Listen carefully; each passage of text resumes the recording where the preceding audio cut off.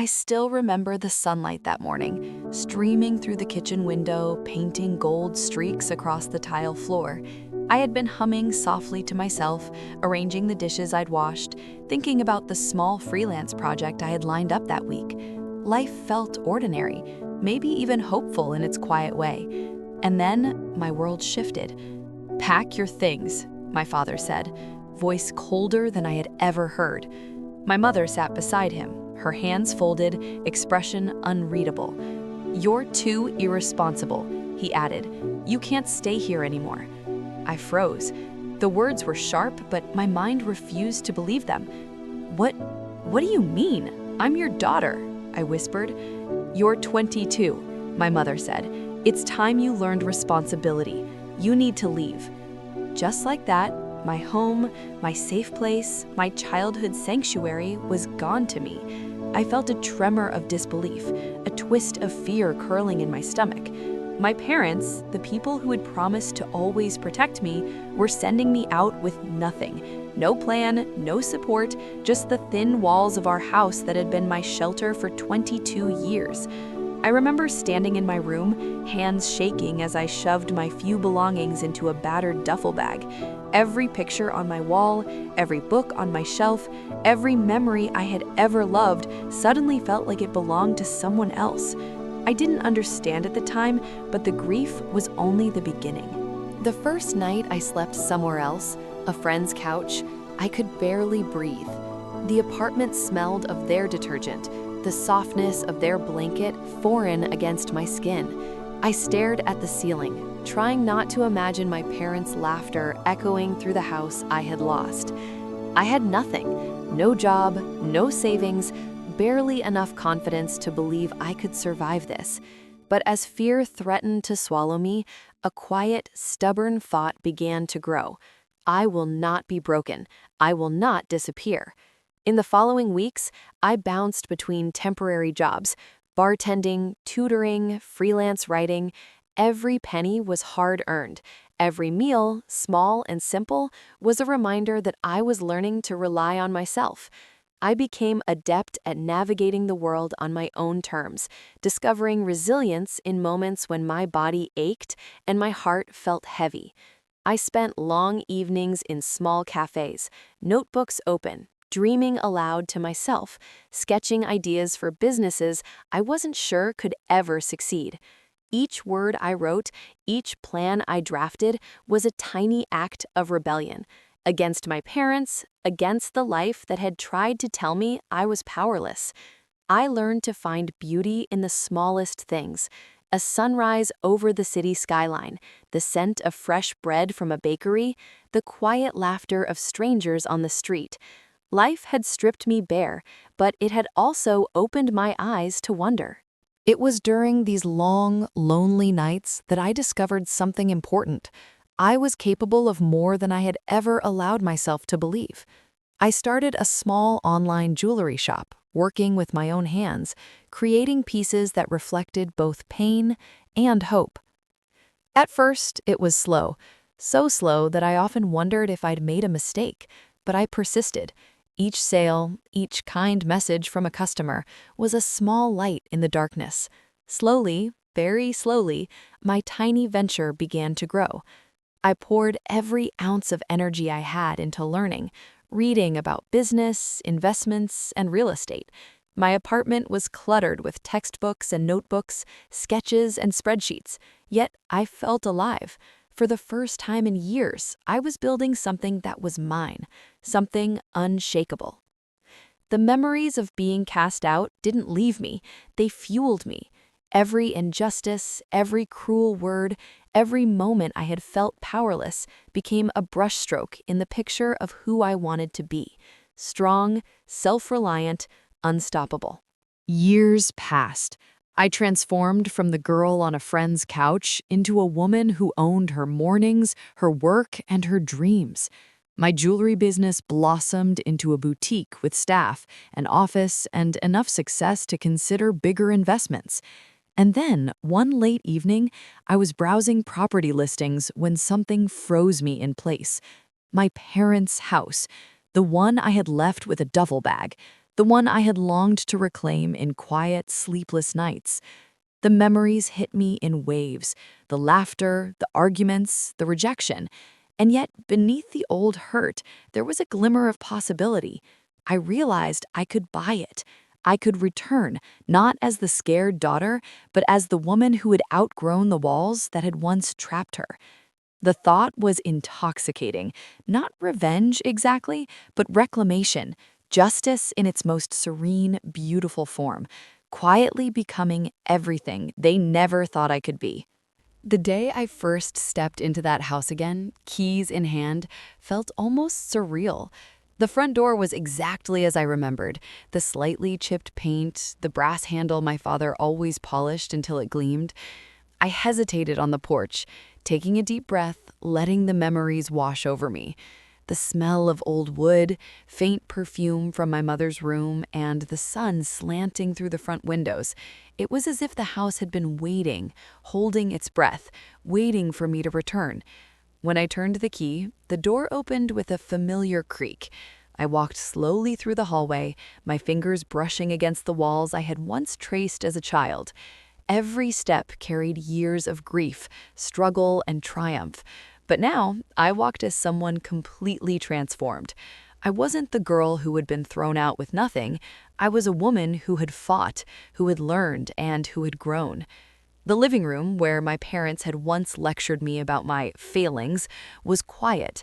The furniture had changed, the paint was fresh, but I could still see the echoes of my past in the space. And yet, the feeling wasn't bitter. It was liberating. This house, once a symbol of rejection, was now mine. I didn't rush to tell my parents. I didn't need to. True triumph doesn't require an audience. I simply moved in, arranging the rooms with intention, filling them with warmth, art, and light. Each corner reflected my journey, my resilience, my creativity, and my refusal to be defined by anyone else's judgment. Owning the house wasn't just about property. It was about reclaiming my life, my story, and my identity. It was a gentle, powerful proof that I could rise from nothing and craft something beautiful out of pain. Sometimes, when I sit by the window with a cup of tea, I remember the girl who cried on a friend's couch.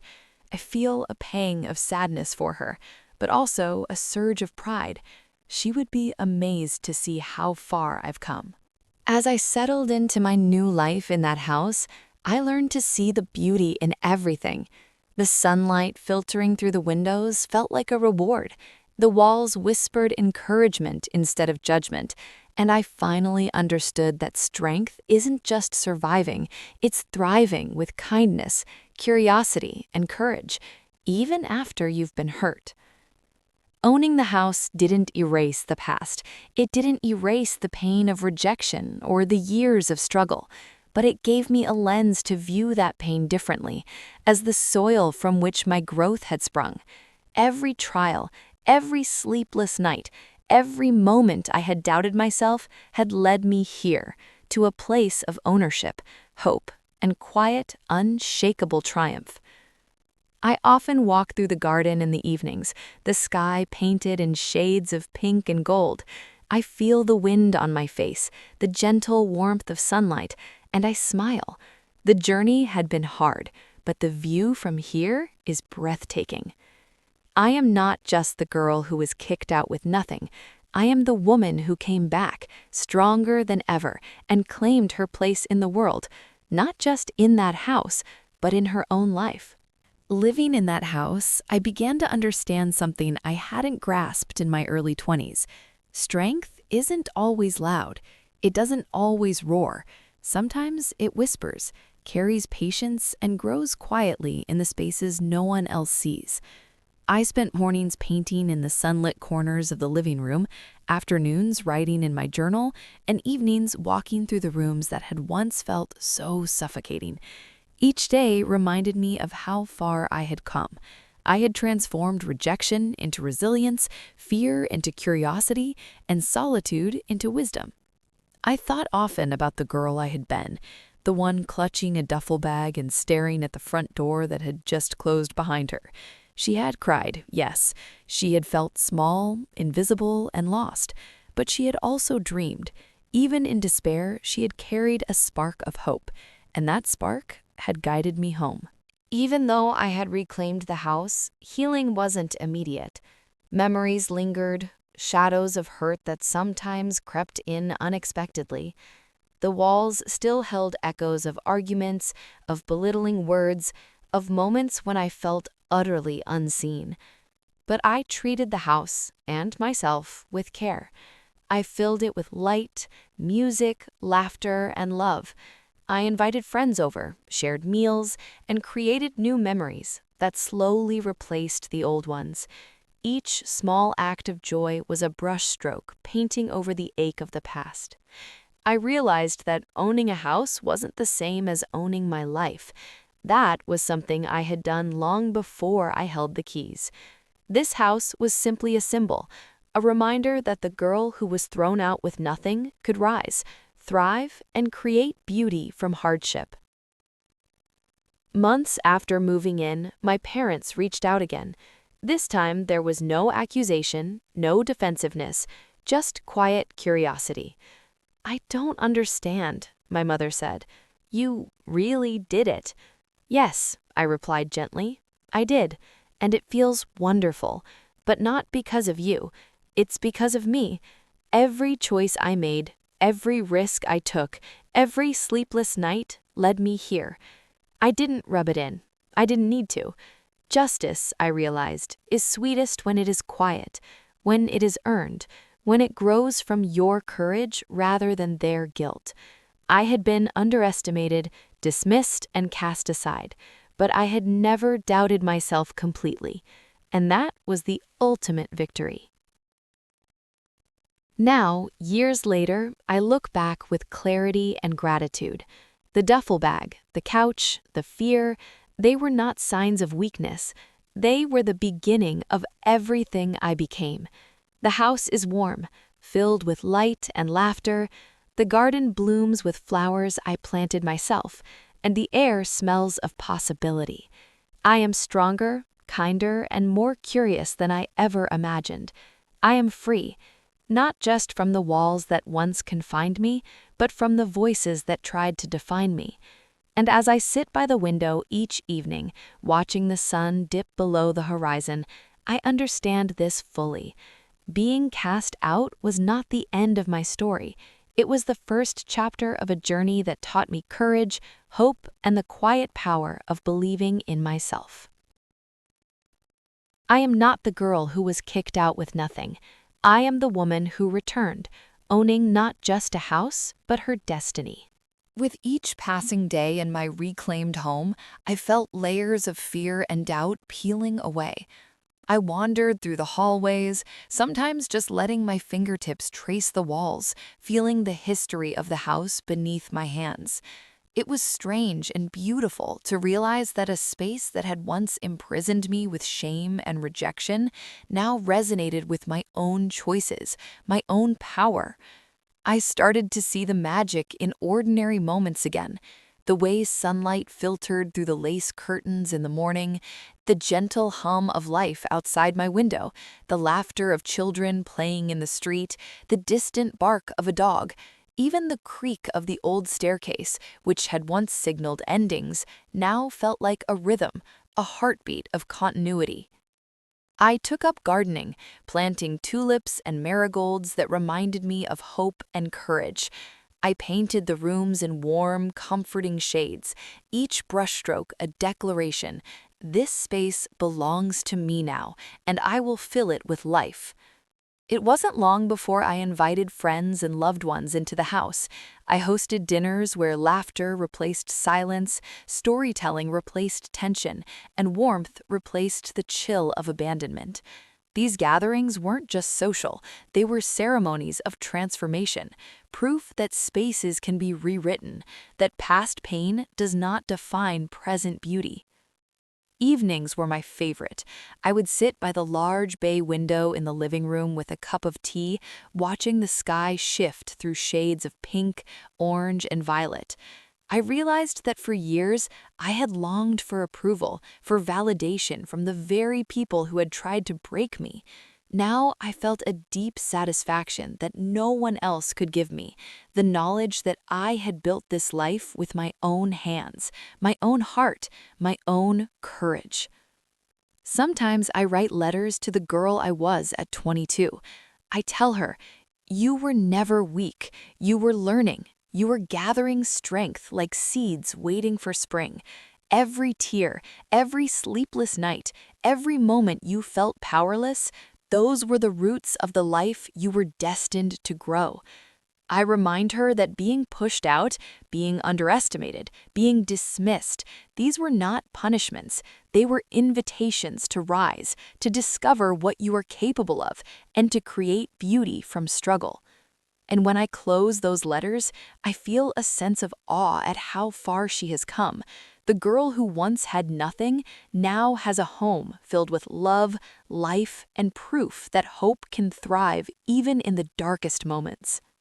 Looking back, I realize that the most profound victories are often quiet.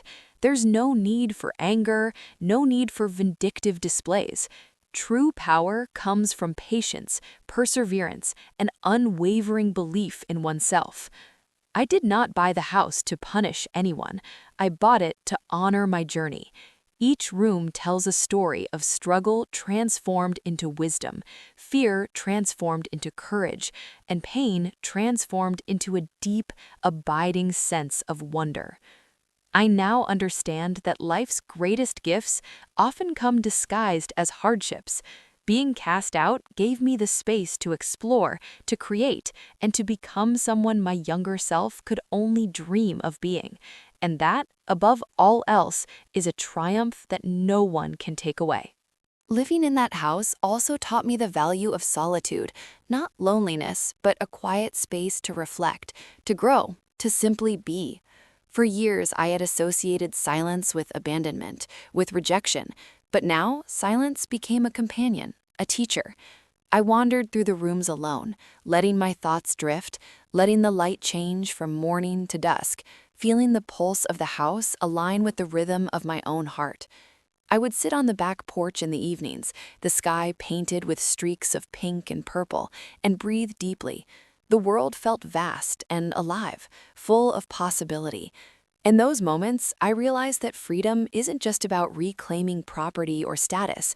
It's about reclaiming your own spirit, your own capacity to marvel at life, and your ability to move through it with curiosity and kindness. Owning the house also gave me the courage to dream bigger. I began mentoring young women in my community, sharing lessons I had learned about resilience, independence, and self-worth. I told them my story, not as a warning, but as proof that even when the world says you are powerless, you can rise. I also invested in local projects, helping refurbish community spaces, creating art programs, and supporting small businesses. Each act was a way to extend the light I had discovered in my own journey, to remind others that hope and courage are contagious. I was no longer just surviving, I was thriving. I was becoming a force of care, curiosity, and creativity, not through wealth or power, but through the quiet, persistent strength I had nurtured in myself over the years. Time softened the sharp edges of my memories. The anger I once carried toward my parents transformed into something more nuanced, understanding, curiosity, even compassion. I realized that their actions were shaped by their own limitations, fears, and unresolved struggles.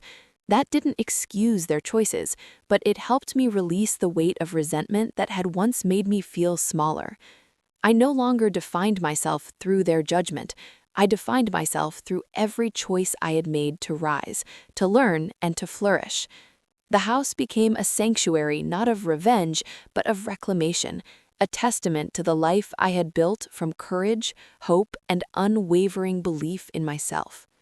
Now, years later, I still wake each morning in that house with a sense of awe. The sunlight slants across the walls in golden ribbons, the air carries the scent of blooming flowers in my garden, and the sky stretches endlessly above me. Life, I realize, is a tapestry woven from struggle and triumph, loss and reclamation, heartbreak and hope.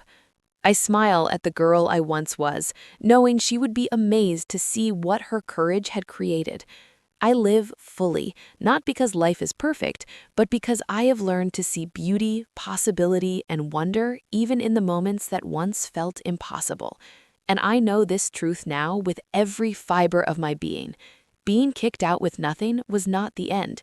It was the beginning of a journey that led me here, to owning not just a house, but a life full of courage, kindness, and unstoppable hope. Over time, I began to see the house not just as a home, but as a reflection of my own growth. Each room, each corner, each worn floorboard told a story. The creak of the stairs reminded me of my early struggles, the nights I stayed awake wondering how I would survive. The sunlit kitchen, now warm and inviting, echoed the nourishment I had given myself over the years in courage, knowledge, and self-respect. Even the small imperfections, the slightly crooked doorframe, the faded spots on the walls, reminded me that life doesn't need to be perfect to be beautiful.